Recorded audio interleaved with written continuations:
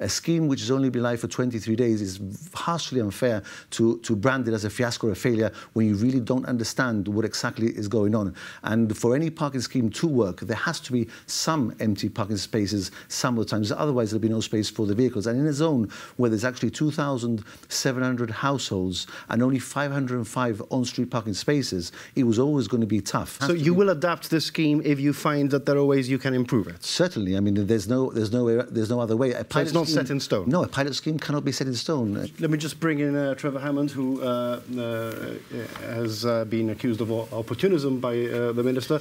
Is it a fiasco and a failure? It seems any time one criticises government, you're accused of opportunism. And failure and fiasco are Paul's words, not mine, actually. The ones excuse me, Paul, thank you. The point is, the area that has been designated as Zone 2 does not use the parking resource to the best possible ability that we could use a Zone 2 resource. It doesn't take into account of the fact that the town area is not uniquely used by the residents as other areas within estates might be. The town area is somewhere that many, many people need to access for all sorts of reasons.